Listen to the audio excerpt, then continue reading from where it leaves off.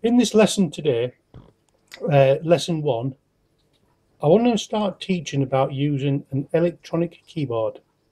Now this particular one here is a Clavinova. Got all the fancy settings, ones that you're probably not familiar with. So we're not going to be intimidated by them. We're just going to talk about the keyboard initially, and then we're going to go into some of these functions here. So before we do so, I'm afraid we've got to cover just a little bit of theory. So please be patient, just give me 5 minutes and then we'll return back here. So I've put here, before we go to the piano keyboard to learn additional functions other than the black and white keynotes, we need to have some chords to use and have some basics of music. We will take this following bunch of chords and show what a huge amount we can do with them on an electronic keyboard. So I've wrote out here initially 1 to 7 and repeated 1 to 7 again. The alphabet A, B, C, D, F, G, A, B, C, D, F, D repeated. I've extracted the C down here, wrote it out, C alphabetical, C, D, E, F, G, A, B repeated. I'm going to call the numbers degrees underneath. I'm going to number them with Roman numerals, some uppercase and lowercase numbers. I think that's what they're called. So we've got 1, 2, 3, 4, and so forth. Here's the tone-tone, semitone structure to create a major key, as you know, major key scale, and that's the result. It's exactly the same as the one above. No sharps, no flats produced. And what we do, we end up resulting with the key scale of C. Now listen, what we want to talk about is the chords. Now here the chords look from that scale.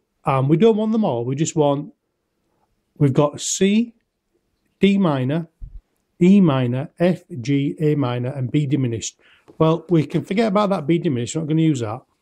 And the ones that we're going to be interested in is just the first one, the fourth one and the fifth one to begin with. And then we'll start introducing the sixth one and the D minor and E minor. We don't use those so much. So let me go to the next page. Promise you, I'm not going to keep much longer. So I've wrote out the chords again here. C, D minor, E minor, F, G, A minor, B diminished. Let's ignore that. Now the 1, 4, 5 chords are known as the 3-chord trick or the family of chords. What that means is the chords that sound good together. If you're strumming a chord of C and then you strum a chord of F, then you strum a chord of G and then finish off going back to the C. All sounds good together. You can make a song out of it. So I've put here, we could make an entire song, an entire bunch of songs using only these 3 chords of C, F, G. These are the major chords, incidentally, the happy sounding chords. We can also use the other minor sad sounding chords, but not as much. And it all depends on the type or the style or the genre of the song. If you want to make a sad song, a ballady sad song, use more minor chords. Okay, when we use the 3 major chords of C, F, G, we can also elect to make them sound higher or lower in pitch by the use of what's known as transposing. Fancy word, I'll show you what it is later on. We won't be using it to begin with, much further down the lessons. Anyway, it's a function on electronic keyboards and we can use while playing live. In other words, we can raise the pitch or lower the pitch, or we can change a recorded song. Lastly, we'll start off with the C chord, then learn the F chord, and then we'll learn the G chord. We'll introduce the minor chords much later and explain about how certain chords naturally want to be followed by us into a specific order. They want to be followed by another one. For an example here I've put, if we strum the A minor chord, if we play the A minor chord on the keyboard, if we go then to a D minor chord, it's going to sound okay, and that D minor chord then wants to go to a G7 chord, and that wants to finish or resolve onto a C. Okay, that's it. I'm not going to do any more theory here. We want to go and move over to the piano keyboard and start the practical lesson on there. So here we are at the keyboard. Now, it doesn't matter the length of the keyboard that you've got, whether it's a piano, an acoustic piano, or an electronic keyboard. What we want to be doing is just looking. You'll notice that there's all the white keys and all the black keys. All the black keys come in groups of, ignore that one for now, they come in 2, 3, 2, 3, a whole way along your keyboard. Now, to the left of every 2, for example, this one right down here, to the left there, that white note is a C. If we look for another group of 2, there's another C, there's another C, and it's the same the whole way up. So I'm going to find one roughly around the middle of the keyboard. I'll show you the length of it. We'll go for this one here. Now this is actually the middle C on my keyboard anyway. Now, if we say, we know alphabetically, C, D, E, F, G, A, B, and then we're back to C, that would be an octave there. So if we counted them as numbers, 1, 2, 3, 4, 5, 6, 7, and we're back to 1 again. What I want you to do is 1, 3, and 5. If I do it like that, that is a chord. That's a melody note. If you play them more than 2 notes, it's known as a chord. So there we are, the C chord. You're going to be playing that C chord a lot, whether it's there, whether it's there, whether it's there, it don't matter where it is. Now, the next one we're going to learn from there, we want to go to the F. So we've got C, D, E, F. Here we are with the F, and we're going to do the same with them 3 fingers. So we count that as a 1. 1, 2, 3, 4, 5. So we've got the 1, 3, 5 there. Let's go back to that C, the 1, 3, 5. So we've got C chord, and we've got F chord. And while our fingers are there, just move them all up 1, and guess what we've got? G chord. We're going to call that G1. 1, 2, 3, 4, 5. Okay, there. I know originally it didn't sound like what when I went 1, 2, 3, 4, 5, 6, 7, and then back to 1. When we start another chord, we start by calling it 1. So this G that we're doing now, we're going to say 1, 2, 3, 4, 5. So there. Now these chords, C, F, and G. The 3 notes that make up each chord is called a primary triad. So we've got a primary triad there of C, primary triad there of F, primary triad there of G. Later on, we'll introduce other notes to make it a G7. But for now, just stick with a G. So let's have a listen then. You do this on your piano keyboard. Just do it 4 times. 1, 2, 3, 4, and then go to the F. Then go to the G. And then come back to the C. So that's just learning about the 1, 4, 5 chords. Now, what is that? Well, remember we've got C. Think of the C scale and what I showed you on the theory. We've got a C major chord. We've got a D minor chord. An E minor. We've got an F major. We've got a G major. We've got an A minor, and we've got a B diminished. Now, let me just show you something. You'll notice that I did 3 fingers for the C, moved them all up 1, and that gave me D minor. Same pattern with the fingers, all up 1, E minor, F major, G major, A minor, B diminished. So these 3 fingers, if we just keep the 3 fingers like that, we can go all the way up the key of C. And that's quite convenient to know.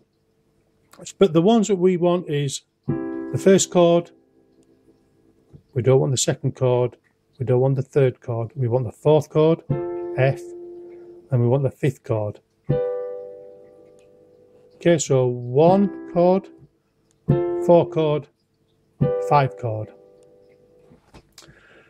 Now, so we've covered the 3 chord trick, the family of chords, the primary triad.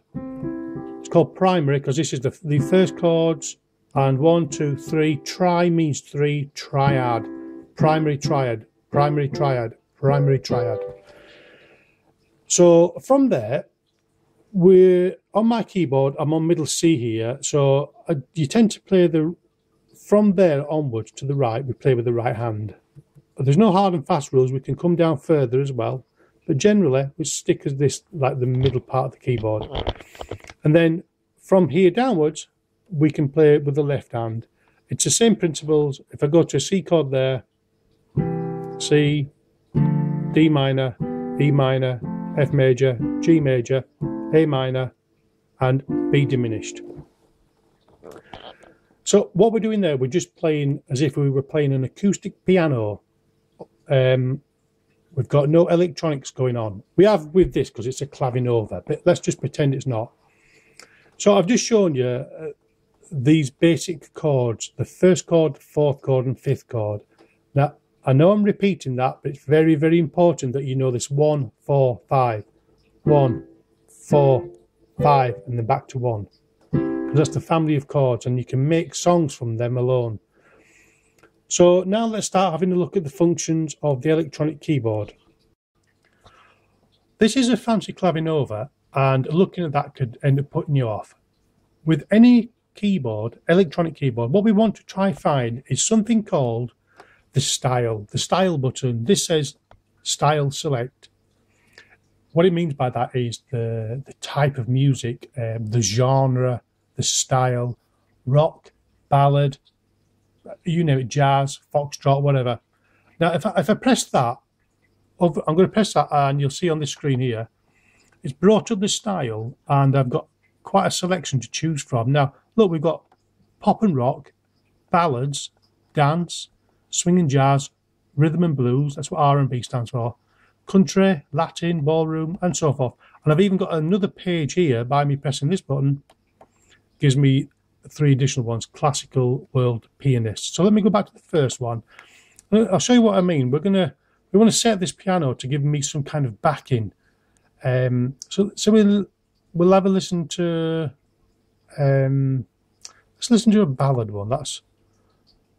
Now this, I've pressed the ballad button and it's given me select. I've got 3 pages to choose from. So let's go for power ballad. No, next button down, that's it. So we've got a power ballad. Leave that up there for now, and if we go back to keyboard, it does absolutely nothing. Doesn't do anything yet because I've got to make other settings. And what we want to be doing is, now look at all this, it's enough to intimidate you, isn't it? What we want to find is accompaniment.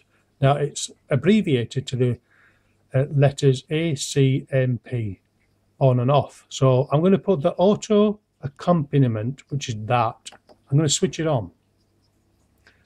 Now, when I switched that on, a little light came on here. Now, what that's known as is the split. What it does is it's splitting the keyboard. So from that particular point onwards, here, it's just normal melodic notes I'm playing. But from here to the left downwards, it's going to be this chordal backing. Now, you'll know what I mean in a minute. So my left hand will play up to here. I can play chords and it's going to give me an accompaniment backing. And then I can play melodic notes all the way with my right hand here. Now, of course, you can't see it. It's only the light telling me the indicator. This is the particular point. Now, it's better to demonstrate it to see what I mean. So I'm going to put an introduction.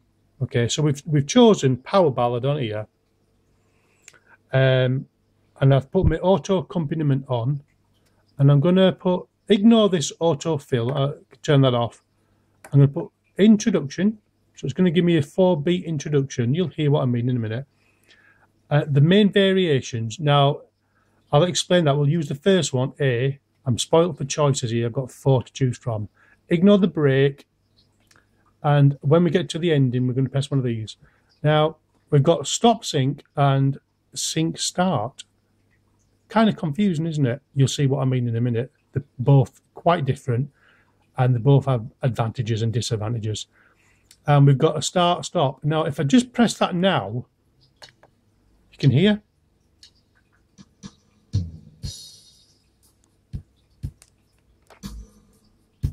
what that's doing is just giving me the rhythmic backing. Okay. Press stop again. I'm going to put my intro back on. In fact, I'll do a different intro just to show you them intros. Start.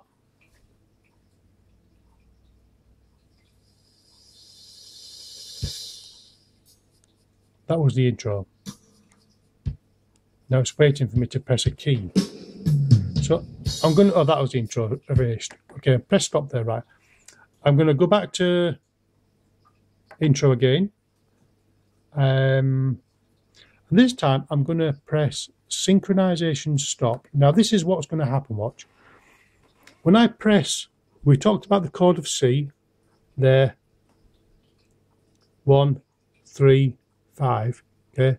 Well, I don't need to press all them 3. If I pressed it, that would be a chord of C. But in this case, because it's auto accompaniment, it allows me just to press the first one of those 3, this one, and it'll play the other 2 as well. That's what I mean, watch. And I'll press it down, and then when I let go, it'll go off again. Listen. It'll do the intro first. Just 4 clicks. 3, 4, 1, 2, 3, 4. See? So when I take my finger off, it stops. And if I put it back on, it'll just start again. But without the intro, look, because the light's gone out. In fact, let me put the intro back on. Listen to it again.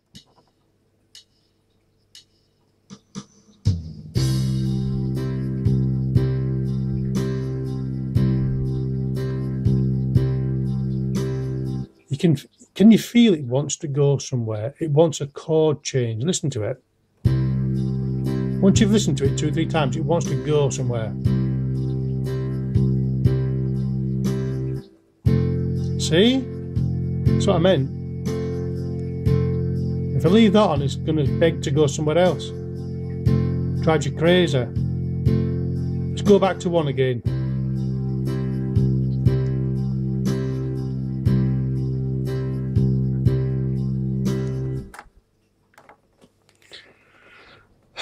Right, what you saw there is, in effect, I was doing the C chord, but just by doing it with 1 finger.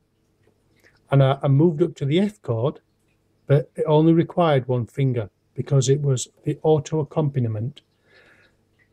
So far, I hope you're staying with me. Now, you may not have this sync stop, so I'm going to turn that off and I'm going to put synchronization start because you probably have got that. Now, this is where I can press the key and take my finger off and it'll continue to play. Now, let's see what I mean. I'll put the intro back on.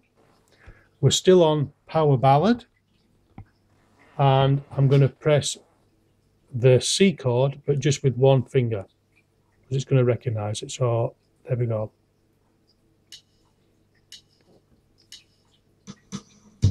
One, 2, 3, 4.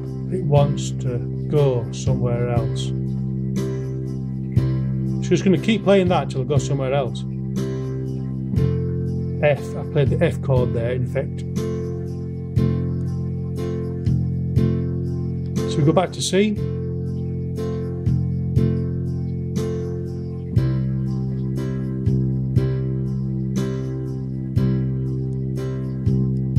Let's go to a G.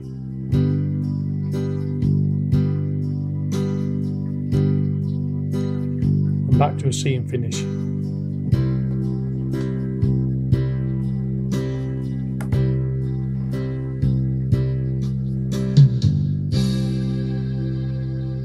All I did was press the first ending button there. So when we've got the auto accompaniment set on your keyboard, go back to your display. Now in this example, I'm going to exit here, but I should still be able to see Power Ballad. Watch this. There it goes. I'm still on Power Ballad. It's giving me 60 beats per minute. That's the style, Power Ballad. 4/4 time. That's the time signature. So 60 beats a minute is 1 beat per second. And what I want to do now is see where it says chord. When I press the chords here on your left, just with 1 finger, it's going to show me what chord I'm playing. So if I press this, watch. See the C there? And I'll go to I go to F chord. I mean, I could play like that if I wanted to, but I don't need to. There's the F flat. I just play it with one finger. And then move up one to the G, and then finish on C. So what that does, that gives you clarification that you're actually fingering the chord correctly. Now, what I mean by that, if we want a G, but we want it to be a G7, I'm going to press that one and that one together. It only requires me to press two keys on here. Sorry, that one and that one, not that one. That's G minor. That's G7. Okay, watch. G7 there. G7 wants to go back to C.